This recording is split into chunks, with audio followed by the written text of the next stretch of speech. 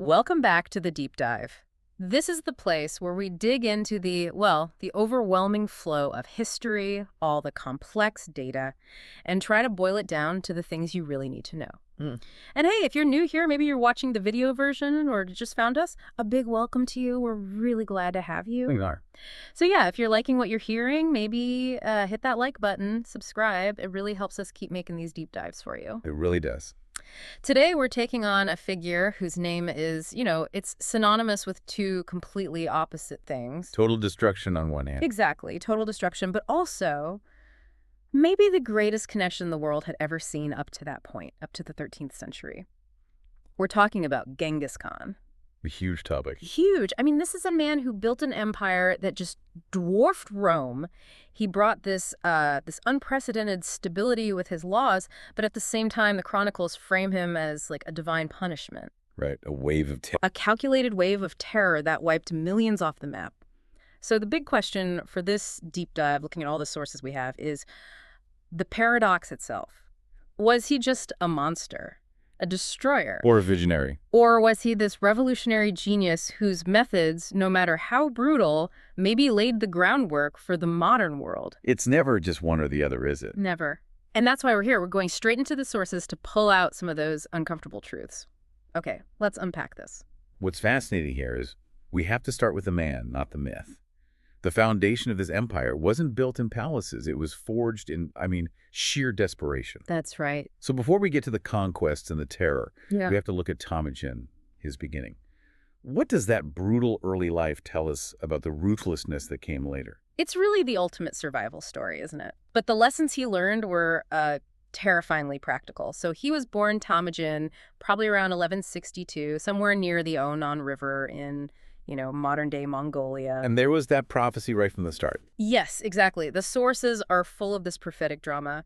The Mongol shamans claimed he was born clutching a blood clot in his fist. Wow. And they took that as an omen, a sign that he was destined to be a great warrior, someone who would, shed a lot of blood. An understatement. A massive understatement. But, destiny doesn't keep you fed. The context of his childhood is everything. This was not a stable world. It was the brutal steppe. We're talking frozen winters, food is scarce, and the Mongol tribes are just constantly at war with each other. A world of constant conflict. Constant survival required this immense resilience, and trust was basically a liability. It was a world of absolute Darwinism, right? Where Yeah. any weakness is just immediately punished. Immediately. And that punishment came for him, and it came fast. Mm. When Temujin was only 9, his father, Yasuge, who was a clan chief, he made a fatal mistake. The poisoning. The poisoning. He stopped to eat with a rival group, the Tartars. They recognized him, and they served him poisoned food. It was a pretty common way to take out a rival leader back then. And the fallout from that was immediate for the family. Oh, it was catastrophic. The tribe, his own clan, they looked at his widowed mother, Holin, and her 5 young children, and they just did the math. They saw them as a liability, too weak. So they just left them. They just abandoned them, took the livestock, the resources, everything, and left the chief's family to just fend for themselves in the wilderness. Abandoned by his own people. That betrayal, even more than his father's death, that had to be the defining trauma. It had to be. It was the ultimate lesson. Tradition, blood ties, none of it means anything if you don't have power. So his mother, Holin, she had to raise them in total isolation. They survived on wild berries, fishing, hunting small animals. This is the forge where Temujin learned to be absolutely ruthless. Where necessity becomes the only law. The only law. And that leads to that famous and really horrifying story about his older half-brother, Bektar. Right, the food. The food. Bektar kept stealing the little bits of food that Temujin and his brother would hunt. So one day, Temujin confronts him and he kills him. As a boy. As a boy. And the sources, like the secret history of the Mongols, they're really clear this wasn't just, a fit of anger. It was a cold calculation. If Bektar keeps stealing food, everyone starves. Everyone starves. It was a choice. The survival of the family unit outweighed the life of one person who was a threat to it. That is a chilling preview of how he would later view cities that resisted him. It absolutely is. His mother was furious, of course, but the logic was already there in his mind. Brutality can be a rational tool for the greater good of the group. That lesson became the foundation for his entire imperial strategy. But it wasn't just violence, was it? He was already building alliances, even back then. Right. He learned you couldn't survive alone. He was also a strategic relationship builder. He befriended a boy named Jamuka, and they formed what's called an Ondabond, a sacred blood brotherhood. So more than just friends. Way more. It's like a chosen family, a pact of absolute loyalty. And that shows he was already thinking about power, relying on chosen strength, not, the birthright that had failed him. And those alliances paid off pretty quickly. They did. When he was about 16, he married his wife, Berthe. But not long after, a rival tribe, the Merkits, they kidnapped her as an act of revenge against his father. A classic move on the steppes. Classic move. But instead of just accepting it, Temujin immediately called on his allies. His Mfuda brother Jamuka and an old friend of his father's, a powerful leader named Togrul Khan. And this was his first real campaign. His first real military operation. And it worked. They rescued Berthe. This was the moment he signaled to everyone, I don't just survive, I retaliate and I win. But that victory created a huge problem that would follow him for the rest of his life. Yeah. The question of his first son, Jochi. Yes, a massive complication. Because Berthe gave birth to Jochi not long after she was rescued. The timing was suspicious. He could have been the son of a Merkit captor. He could have been. And while Temujin publicly accepted Jochi as his own, the whispers never stopped. And this wasn't just gossip. It created this huge friction between his sons, especially his second son, Chagatai, who openly questioned Jochi's legitimacy. So even in a system supposedly built on merit, the question of bloodline for succession was still a major issue. It was the one place it couldn't be ignored. And that succession problem, born from that very first military victory, it planted the seeds for the eventual breakup of the Mongol Empire decades after he was gone. So he spends the next 2 decades, from about 1185 to 1206, going from this outcast to the undisputed ruler of all the Mongol tribes. This period is so important. And it raises the question, how did one leader unite these famously independent, warring clans when everyone else just relied on, bloodlines and class? This is where he goes from survivor to a revolutionary political genius. His key insight was seeing that the old system, the nepotism, the cronyism of the tribal leaders, was fundamentally unstable. It created constant infighting. Constant. So he realized the only way to build something that would last was to base it on 2 things: loyalty and skill. Merit. Regardless of who your father was, he basically broke the entire Mongol social structure. He didn't just unite the tribes, he dismantled them. Exactly. He forced warriors to pledge loyalty directly to him, not their old clan chief. He mixed everyone up into new military units. That stopped the old rivalries and created a single, unified identity. And you have some amazing examples of this meritocracy in action. I mean, they must have been really powerful statements to make at the time. Oh, they were. The sources are great on this. Take Subutai. He becomes one of the greatest generals in all of history. His father was a blacksmith. A commoner. A total commoner. He rose through the ranks purely because of his strategic brilliance. Or, even better, the story of Jebi. The one who shot him. The one who shot him. During a battle, Jebi fires an arrow and hits Temujin's horse, or maybe even Temujin himself. After the battle, Temujin demands to know who fired the shot, and Jebi just steps forward and says, I did. Wow, that's bold. Incredibly bold. He says, I did it, and if you let me live, I'll serve you loyally until I die. Now, any other ruler would have had him executed on the spot. But Temujin saw the courage, the honesty, and the incredible skill it took to make that shot. So he recruits him, gives him the name Jebi, which means arrow, and makes him one of his top commanders. That's an incredible story. It sends a clear message. Talent and loyalty are all that matter. It's the ultimate currency in his new world. But that system also meant his old bond, his Onda bond with Jamuka, it was doomed. It had to break. It shattered. Jamuka represented the old aristocratic way, and Temujin represented the new meritocracy. Their rivalry came to a head at the Battle of Klin in 1201. Jamuka actually won. He did. He defeated Temujin. But then Jamuka made a fatal mistake, a moral blunder. After the battle, he executed some of his prisoners by boiling them alive in giant cauldrons. Which was seen as dishonorable. Deeply dishonorable and just gratuitously cruel, even for that time. And that act gave Temujin the moral high ground. Suddenly, Jamuka looks like a monster, and Temujin, for all his ruthlessness, looks like the fairer, more just leader. So Jamuka's own followers started defecting to Temujin. In droves, they were disgusted. So Temujin didn't just win with fighting. He won with a better value proposition, a better system of justice. By 1204, he defeated the last of Jamuka's forces and was the undisputed ruler of the Mongols. Which leads to the Great Assembly, the Kurultai. The capstone moment. In 1206, he holds this massive assembly and is formally proclaimed Genghis Khan, the oceanic ruler, a title that implies universal power. And crucially, he frames this as a divine mandate.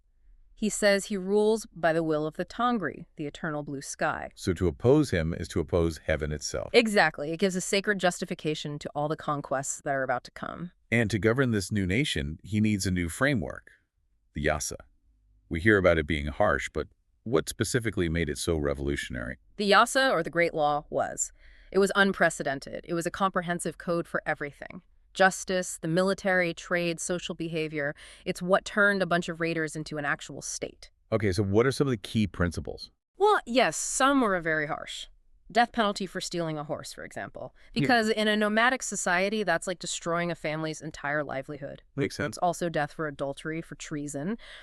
But it's the progressive parts that are so stunning for the 13th century. First, total protection for envoys and merchants. Killing an envoy was the ultimate crime. The very thing that triggered the Khwarezmian War. The very thing. Second, he mandated religious freedom. This is amazing. He basically said, you can worship whoever you want, Christian, Muslim, Buddhist, as long as you accept my authority as Khan. And he exempted religious leaders from taxes. He did, which was a brilliant strategic move, not just an ethical one. You keep the priests and imams happy. They preach loyalty to their followers. It's a way to pacify a diverse empire. Exactly. And finally, the big one, equality before the law.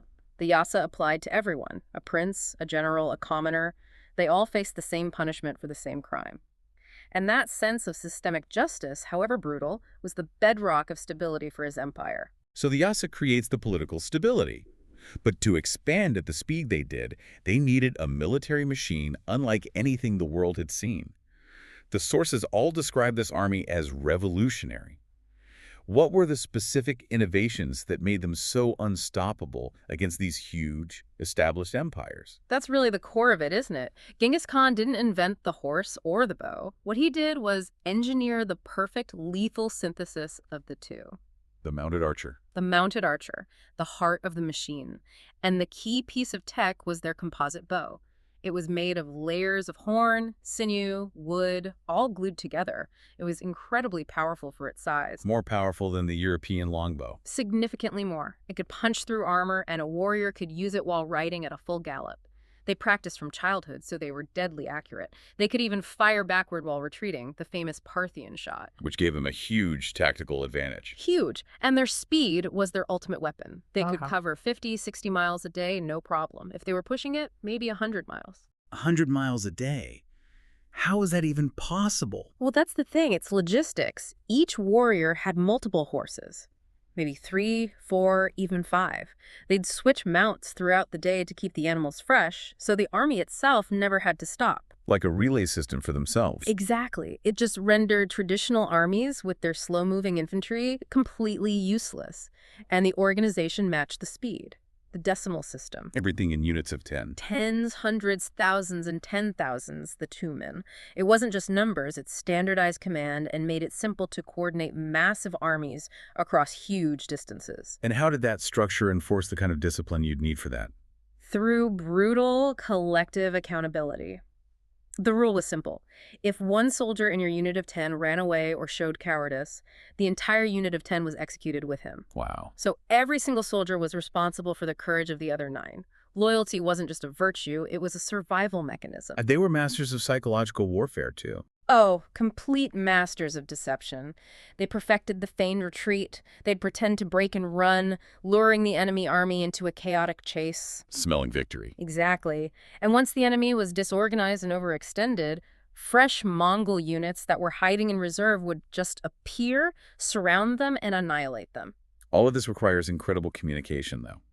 Which brings us to the YAM system. The YAM. It was the empire's nervous system, its high-speed internet, a network of relay stations set up every 20 or 30 miles, stocked with fresh horses and riders. So a message could just fly across the empire. It could. A military rider could cover 200 miles a day or even more.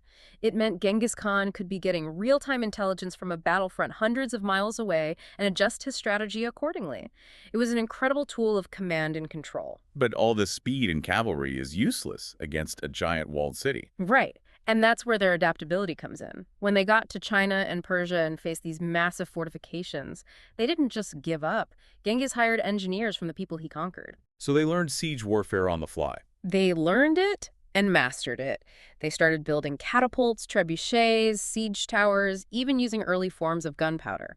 But their greatest siege weapon was terror. The famous choice, surrender or die. Surrender and live, resist and be utterly destroyed. And the destruction wasn't just random rage, it was a calculated strategy. It was a message. It was a message. They would annihilate one city, like Nishapur, and I mean completely wipe it out. The chroniclers say they killed everyone, even the cats and dogs, and they'd leave behind these horrifying pyramids of skulls. But why? What's the strategic value in that level of destruction? The strategic value is that the next 10 cities down the road hear the story and immediately open their gates. It saves time, it saves resources, and it saves Mongol lives. The terror was a tool to maintain their velocity, to avoid getting bogged down in long, costly sieges.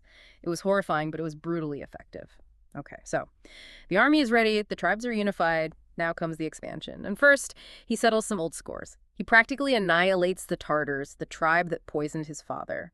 A personal vendetta, but also a smart political move. Exactly. Removes a major threat. Then turns to his first major target, the Western Xia Kingdom in northwest China.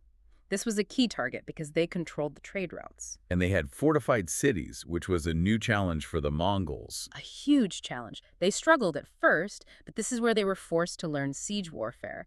Eventually, the Emperor of Western Xia surrendered in 1210 and agreed to be a vassal state. But that relationship doesn't last, and it actually leads to Genghis Khan's final campaign later on. And the lessons they learned there were applied to an even bigger target. A much bigger target. The Jin dynasty in northern China. This was a real empire. Millions of people, a massive army, a sophisticated government. So a direct assault was probably not the best idea. Right. He was smart about it. He avoided big set-piece battles. Instead, he used his mobility, he cut their supply lines, raided their farmlands, and just wore them down over 5 years. It was a war of attrition. Eventually, the capital fell. The capital, Zhangdu, modern Beijing, fell in 1215 after a long, brutal siege. And the knowledge and wealth they got from the Jin, I mean, it just elevated the Mongol state to a whole new level of sophistication. But the campaign that really cemented his reputation for terror was the war against the Khwarezmian Empire. Oh, this was different. This wasn't just conquest. This was framed as righteous, divine punishment. Because they broke the sacred law. They broke the sacred law. The Shah of Khwarezm, which was this huge empire in Central Asia, he captured a Mongol trade caravan and then executed the Mongol envoys that were sent to negotiate. An unforgivable insult. But to Genghis, killing an envoy was like spitting in the face of heaven. The response wasn't just war, it was annihilation. In 1219, he leads this massive army west, but he doesn't attack in one big wave. He splits his forces. Splits them.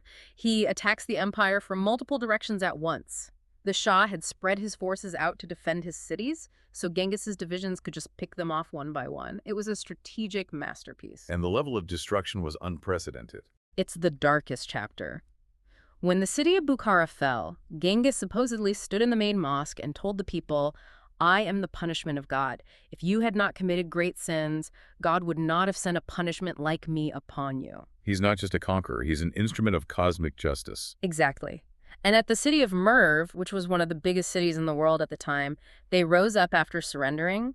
The Mongols came back and, according to the sources, killed the entire population. We're talking possibly 1 million people. A message that echoed across the entire world. It guaranteed surrender from almost everyone else. And while this is happening, his top generals, Jebi and Subutai, are on maybe the most audacious scouting mission in history. The Great Raid. The Great Raid. They chase the fleeing Shah, but the mission turns into this incredible 5,000-mile sweep. They go through the Caucasus Mountains, they crush a Georgian army, they defeat an army of the Rus princes in modern-day Ukraine. And they circle the whole Caspian Sea. The whole thing. And they returned with this priceless intelligence on The geography, the armies, the politics of Europe, it basically laid the groundwork for the Mongol invasion of Europe that would happen years after Genghis was dead. So by 1223, the empire is just immense. It stretches from the Pacific to the Caspian Sea. But conquering land is one thing, holding together an empire that diverse is another. How did he actually govern it all? What was the glue that held the Pax Mongolica together? The sheer scale it's hard to wrap your head around. I mean, they took more land in 20 years than Rome did in 4 centuries. So the governance system had to be just as revolutionary as the army. And it all started with the Yasa. It was the bedrock. The Great Law was applied everywhere uniformly, so a merchant from China knew the rules were the same in Persia. That created a predictable, stable environment for trade and administration that was just unheard of at the time. Did he maintain the meritocracy in his government, or did he start relying on his family? He did both. He kept promoting people based on skill. He had a Khitan statesman named Yelu Chukai who basically taught him how to run a sedentary empire, how to tax farmers instead of just turning all the land into pasture for horses. A crucial piece of advice. Crucial. But he also had to deal with the succession. So he divided the empire into 4 territories, or ulus, for his 4 main sons: Jochi, Chagatai, Ogadai, and Tului. To give them each a piece of the pie and keep them from fighting. Exactly. It was an attempt to manage their ambitions while he was still alive. They had their own lands to rule, but they were all still accountable to him, the great Khan, and to the Yasa. And that religious tolerance we mentioned, it becomes even more important now, doesn't it, as a tool for governance? Oh, it's essential. The sources are pretty clear this was strategic, not, purely ethical. Genghis was a shamanist, but he understood that trying to force millions of Muslims, Christians, and Buddhists to convert would just lead to endless rebellion. So tolerance was a strategy for stability. The ultimate strategy. And exempting their religious leaders from taxes and military service, that was a masterstroke. It basically bought their loyalty and ensured they would preach peace to their followers. And that stability is what allows for the revival of the Silk Road. The Pax Mongolica, the Mongolian peace. For about 100 years, it was safer to travel across Asia than it had ever been, or would be again for centuries. Mongol soldiers patrolled the caravan routes. And it wasn't just goods that were moving. No, that's the key thing. It was ideas, technology, culture. Gunpowder, printing, paper money, science, medicine, it all started flowing back and forth. Marco Polo's journey was only possible because of the safety of the Mongol network. Genghis saw merchants as the lifeblood of the empire. He seems to have had this very clear personal code. He did. He hated indecisiveness. He encouraged his advisors to argue with him, to debate fiercely. But once he made a decision, he expected absolute courageous execution. No excuses. And he had this calculated mercy, too. For skilled people. Skilled people. Engineers, doctors, artisans. If a city surrendered, he would spare them and put their skills to work for the empire. He knew the value of human capital. We should also mention the status of women, which was remarkably high for the time. It really was. In Mongol society, women could own property, they ran businesses, they had a huge say in the domestic economy. His main wife, Berthe, was his most trusted confidant his whole life. And this all comes to an end in 1227. It does. He's in his mid-60s on his last campaign against the Western Shia who had rebelled, and he dies during the siege of their capital. And his death is this huge mystery, which says a lot about the discipline of his people. Right. We don't know the exact cause, a fall from a horse, illness, a battle wound, but what we do know is that his death was kept completely secret until the campaign was over and the Western Shia were totally defeated, just as he'd ordered. No chaos, no power vacuum. None. And his burial was just as secret. He was buried somewhere in the mountains with no marker. The legend is that the soldiers in the funeral procession were all killed to protect the location of the tomb. It's never been found. But he made one last crucial decision before he died. His most important one, maybe? He named his successor. And he didn't pick his most aggressive son. He picked Urgadai, the 3rd son, who was the most diplomatic, the most steady. That choice ensured the empire wouldn't immediately collapse into a civil war, and it allowed the next wave of expansion to begin. Okay, so if we pull back and look at the big picture, all this data suggests his rule wasn't just about redrawing maps. It was a seismic shift. It fundamentally changed the world. What are some of those huge unintended consequences? They're global, and they're profound. Geopolitically, his successors founded the Yuan dynasty in China. They sacked Baghdad in 1258, which effectively ended the Islamic Golden Age.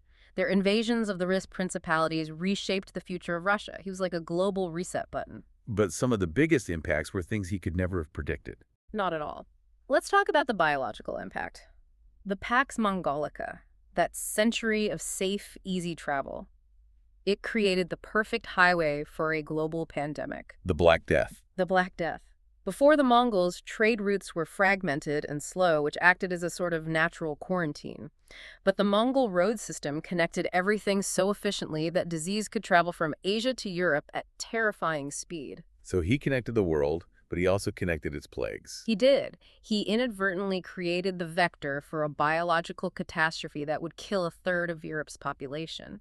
And then there's the environmental change. From the depopulation. From the massive depopulation in Central Asia, so many cities were destroyed and so much farmland was abandoned that forests started to regrow on a massive scale. Some scientists even think it absorbed enough CO2 from the atmosphere to cause a temporary global cooling event. That's incredible. It is. But on the flip side, in Persia, they destroyed ancient, sophisticated irrigation systems, which turned fertile land into desert, a change that's still visible today. And his legacy is literally in our DNA. It's literally in our DNA. Modern genetic studies have found a Y chromosome marker that's traced directly back to him and his male descendants. Today, something like 16 million men carry it. His biological footprint is one of the largest in history. Which brings us back to that central, uncomfortable question. How do you possibly reconcile the destroyer with the connector? Right. And we have to be careful not to judge a 13th century warlord by 21st century morals. War was brutal everywhere. What made the Mongols different was the scale, the speed, and the sheer efficiency of it all. So what does it all mean? So what does this all mean? We're left with this paradox of destruction and connection. He killed millions and destroyed empires, but in that space, he created the world's first truly global system. He enabled an exchange of ideas and technology that, many historians argue helped spark the European Renaissance. There's a double standard in how we view empires, isn't there? There often is. We tend to celebrate Rome for its laws and roads and kind of downplay the brutal slavery it was built on. But the Mongols are almost exclusively remembered for the destruction, even though they also brought law, trade, and a level of religious tolerance that was way ahead of its time. So the final question is almost, was that fire necessary to clear the past for something new? That's it. The question isn't whether he was good or bad. It's whether these kinds of world-changing figures, the ones who fundamentally alter how humanity connects, must they inevitably be both?